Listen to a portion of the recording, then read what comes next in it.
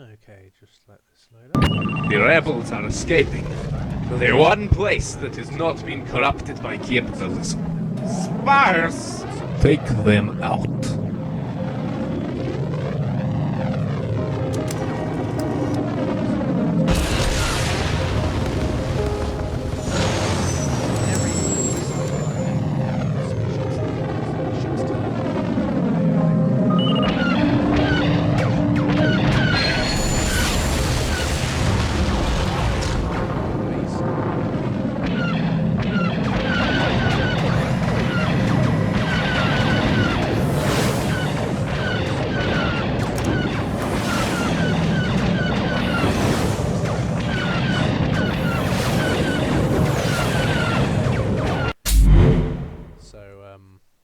The first solution that I looked at was to attach the ship's mesh to a cube and then animate that accordingly when you turn left or right.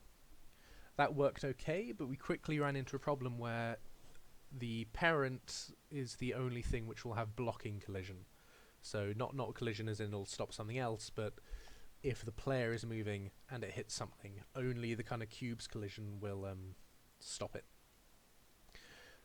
The problem with this was that then if the ship was rolling, so the let's say the left wing was up in the air and that clipped something, it would just go straight through it, because as far as the player pawn was concerned, the cube hadn't hit anything, so it would keep going. I could trigger an event where it would take damage or something, but it wouldn't react with any kind of physics to it. I'd have to fake it by doing an impulse or something, and that wasn't really what I wanted. So instead, I had to perform horrible rituals and beg and plead with the Unreal Engine gods to come up with the most horrible solution I've ever had to come up with for a problem in my life so far. And that's not even talking about the gimbal lock side of things. So, the solution was to... actually, I don't want to load this one yet. Spoilers. It came in the form of the physics assets and the skeleton. What we did was create a collision volume or collision box for the root bone, and then had everything else attached to the body bone. So in a perfect world, we would have had some animations for the ship outside of turning left and right, and kind of fins adjusting and things, but essentially everything from body down has nothing to do with kind of where the ship is facing. The only bone that we care about for travel, or directions and turning, is the root bone. And because it's a simulated skeleton, it'll still count. The bones can move and they can hit things, and the ship will react accordingly.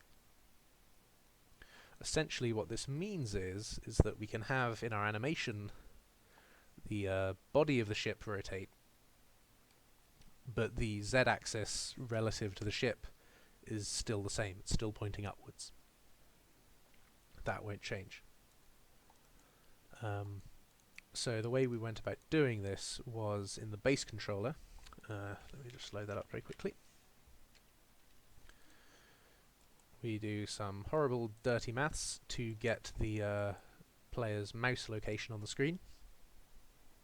Again, in hindsight, I'm sure there are much easier ways to do this, but basically we get the viewport size, and then... oh well, actually, the problem is that we wanted the player's mouse to be both the targeting and the turning. We wanted to have a limit to it. We didn't want the player to just be able to take the mouse completely off the screen, because the center had to always be the center of the kind of rotation and turning circle. I'm explaining this badly, but there's a very good reason for it. We didn't want the player to have unlimited mouse movement, as that would make things a bit weird. So essentially, every tick, we take any mouse input and then set that as a value. So if you move the mouse 10 centimeters to the right, you'll get a value of 1. If you move it 10 centimeters back to the left, you get a value of 0. So we use that to and then we clamp it so that you can't just keep moving the mouse right. The mouse will just kind of stay in place after a certain period. So what happens then is that we cast to the player, which is this blueprint over here, with something called mouse position.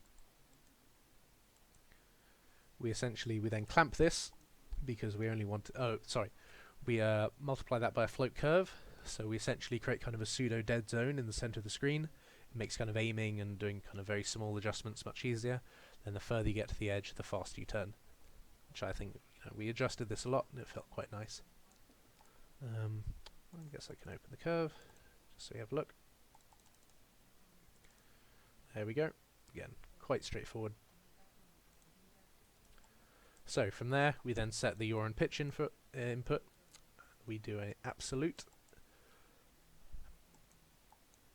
And the reason for that was if we had auto roll active, we would want it to auto.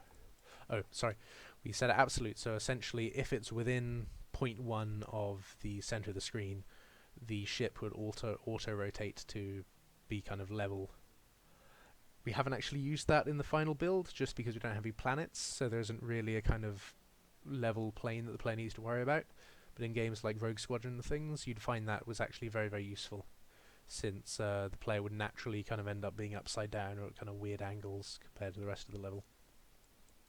But okay, so then that would feed into the animation blueprint, which I believe... Oh, sorry, I'm stuck in here. Here we go. We would essentially have a yaw input, which is the player turning the mouse left and right, a roll input, and a right input, which is the A and D in our game, so shifting the ship left and right. And we multiply all of these together to create a kind of nice blend between all the different options. Otherwise, you could kind of... we couldn't add them together, otherwise the ship could kind of do a complete barrel roll just by turning right and drifting to the right at the same time.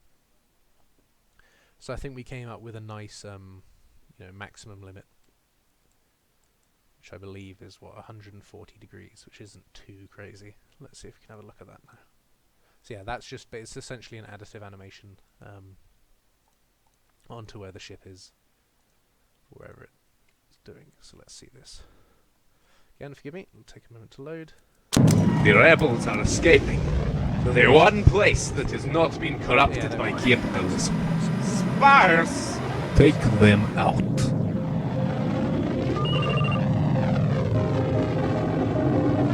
Yeah, that was our roll system and all the stuff that went into it.